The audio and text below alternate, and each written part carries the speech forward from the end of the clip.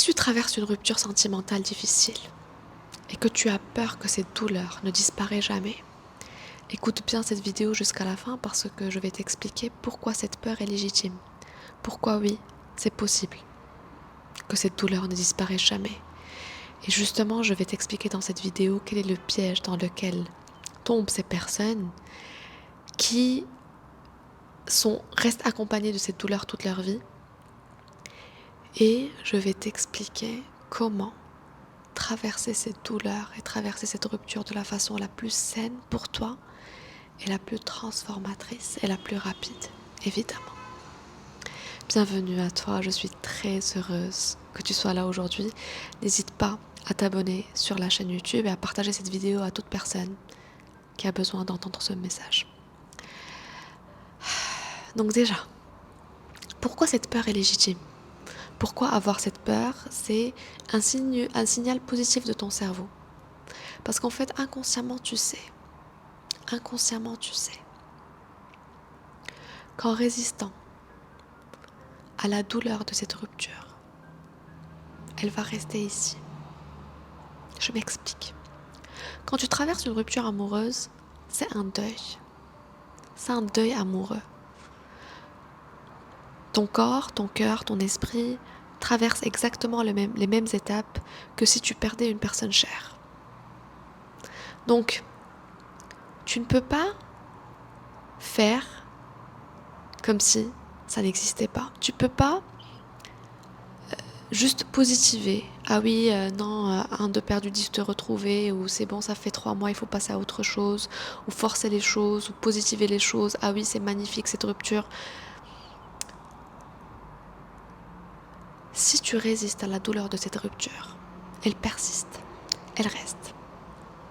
Et la résistance, c'est pas juste le refus, c'est aussi le refoulement, c'est aussi sortir pour changer les idées, c'est aussi rester dans ta chambre toute la journée et ruminer encore et encore les mêmes scénarios, les mêmes pensées obsessionnelles.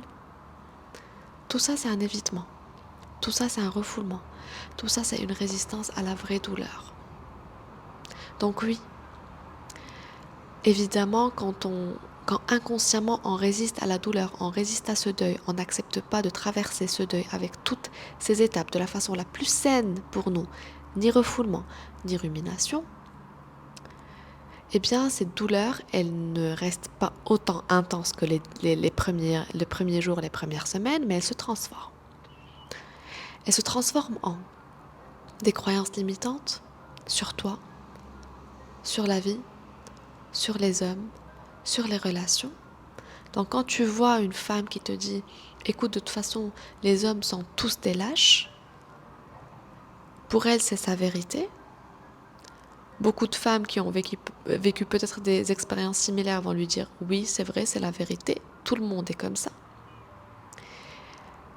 Et de loin, c'est clair que c'est juste une douleur d'une ancienne rupture, d'un ancien schéma relationnel, peut-être parental, qui n'a pas été vu, qui n'a pas été guéri de façon saine et qui s'est maintenant transformé de façon plus subtile, mais qui est là et guide inconsciemment tous tes choix, toutes tes décisions et ta perception des relations, des hommes et de toi dans les relations.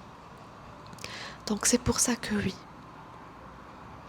peut-être que l'intensité de la douleur ne sera pas la même, mais si tu ne guéris pas de cette rupture amoureuse de façon saine pour toi, cette douleur qui ne gardera pas la même intensité, mais aura le même impact intense dans ta vie.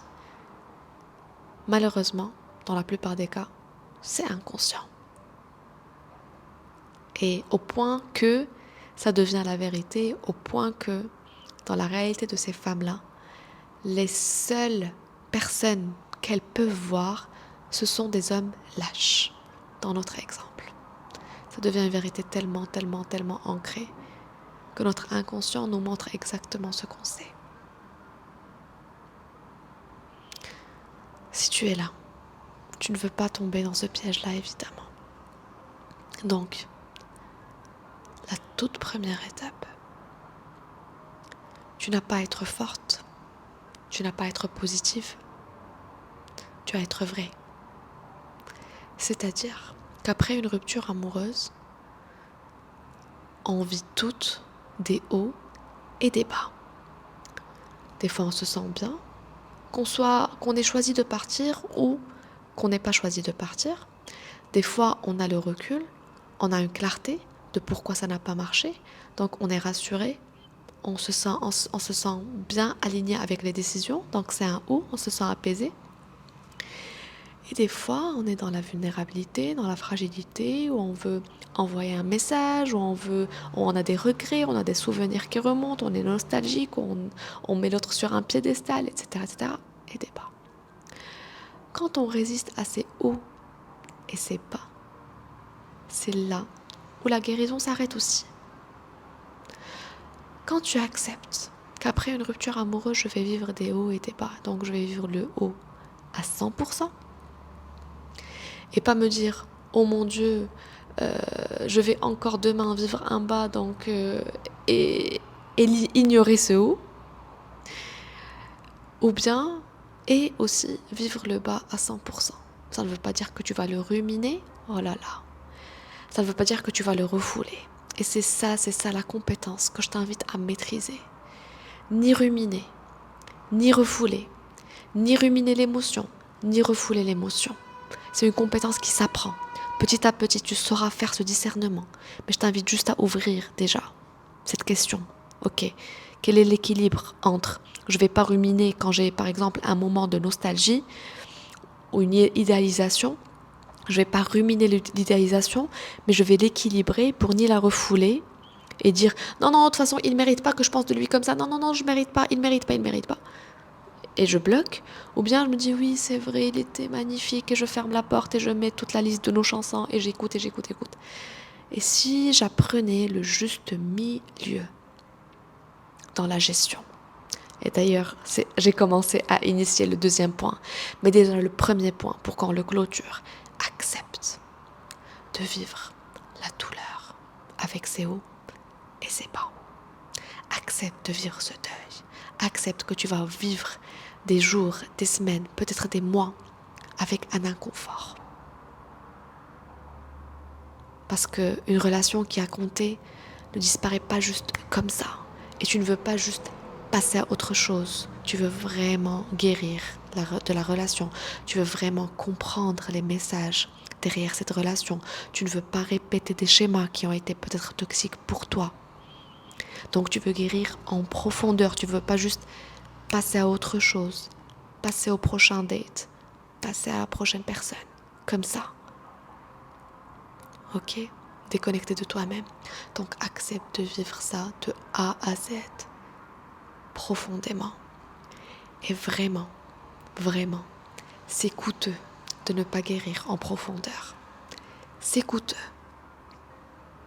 Tu perds du temps, tu fais du mal, tu rentres dans des relations qui ne sont pas pour toi, qui sont toxiques pour toi, qui sont vraiment juste égotiques, blessure avec blessure, qui ne te nourrissent pas, qui vont t'éteindre ou bien qui vont éteindre l'autre. Personne n'est gagnant dans tout ça.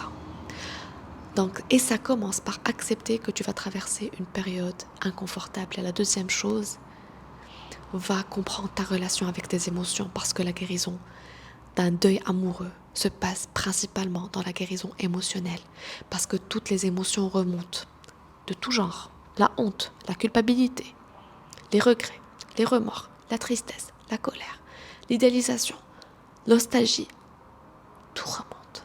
La peur, l'anxiété. Donc quand on n'arrive pas et on ne maîtrise pas nos émotions, que ce soit dans leur libération mais aussi dans leur leçon, très difficile. Donc c'est pour ça que je te demande d'aller explorer, introspecter sur ta relation à tes émotions. Est-ce que tu es team?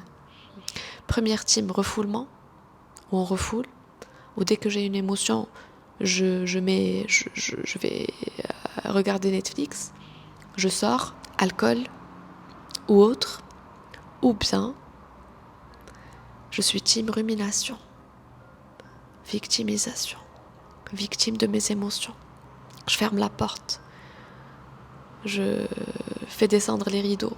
Je suis seule, dans le noir, toute la journée, des chansons tristes, ruminations.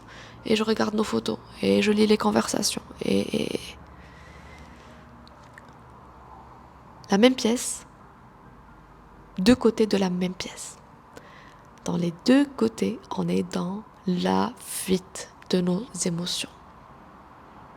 Combien de personnes ruminent et croient qu'elles sont dans la libération émotionnelle? Pas du tout, c'est une forme de fuite aussi. Voilà, c'était mes deux principaux messages aujourd'hui. Sache que cette peur, que la douleur dure toute ta vie, elle est légitime, elle n'est pas exagérée.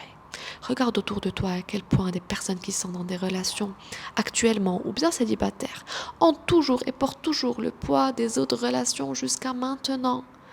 Et que maintenant le lien et la perception des relations des hommes est devenue biaisée, blessée, totalement égotique, déconnecté du cœur, déconnecté de l'intuition, déconnecté de tout, de soi-même, de son essence. Ce n'est pas ce que tu veux si tu es là. Ce n'est pas du tout ce que tu veux. Donc, accepte. Comment juste par te dire, ok, je suis en train de vivre quelque chose de difficile, la fin d'une relation qui a compté. Je suis là pour moi. Je reste là pour moi. Je reste là pour moi parce que je suis en train de traverser une épreuve difficile. Je ne vais pas me dire, allez, vite, vite, vite, vite, vite, passe à autre chose. Je vais être là pour moi. Et ensuite, je vais apprendre à libérer, maîtriser, transmuter mes émotions. Ça se passe dans le corps, les émotions. La guérison et la libération et la renaissance après une rupture se passe principalement dans le corps, pas dans la tête. Ok ? Évidemment, les pensées obsessionnelles aussi et le mental a sa place dans la guérison. Mais quand on comprend ce qui se passe, quand on met les doigts sur les pensées obsessionnelles, c'est bon, le reste se passe dans le corps. Sois patiente avec toi-même. D'accord ? Donne pas un délai à ton deuil. Allez, d'ici l'été prochain, allez, d'ici. Juste reste présente. Chaque émotion que tu traverses, chaque moment difficile, chaque moment apaisant, il est en train de t'amener à ta renaissance. Donc tu n'as pas à aller vite. Au contraire, chaque moment, même si tu sens que Zineb, hier j'étais bien, mais aujourd'hui je sens comme si on vient de rompre hier. Normal. Et tu n'es pas au point de départ. Pas du tout. C'est pas parce que hier était plus facile qu'aujourd'hui tu es revenu à la case départ. Pas du tout. Mais c'est juste que la guérison n'est pas linéaire, elle est haut et des bas. Ok ? Donc sois patiente, sois aimante avec toi-même. Si tu veux te faire accompagner dans ce chemin, de façon structurée, guidée, de A à Z, je t'invite à aller checker mon programme Heart's Birth. C'est un programme en ligne que j'ai créé sur 10 semaines. Et c'est un programme qui a été inspiré principalement par la femme que j'étais en 2013, qui traversait une rupture très douloureuse et ne savait pas comment gérer tout ça. Et donc, des années après, cette rupture a impacté mes relations, mon estime de moi, ma confiance en moi, ma perception de moi et des hommes et des relations. Et même ça a impacté ma vie professionnelle, parce que j'étais complètement déconnectée de moi et de mon essence. Donc, le jour où j'ai vraiment guéri de cette rupture et d'une autre rupture qui est venue après, j'ai compris c'est quoi vraiment guérir profondément sans porter le poids de l'ancienne relation sur la prochaine. J'ai accompagné des dizaines de femmes à faire de même. Donc les outils, les vidéos, les méditations, les audios, les exercices qu'il y a dans Heart's Birth sont prouvés. Pas une, pas deux, des dizaines de fois. Donc je suis très très très fière et très heureuse de partager ce programme. Tu trouveras tous les détails en description. Si tu connais quelqu'un, une femme qui traverse en ce moment une rupture amoureuse, choisie ou qu'elle n'a pas choisi. Ce programme est fait pour les deux. Qu'on vive une rupture choisie ou non choisie, je t'invite à lui partager. Heartbird, elle va peut-être trouver quelque chose qui va transformer sa vie. Et toi et moi, on se retrouve très bientôt pour une autre vidéo. Prends soin de toi.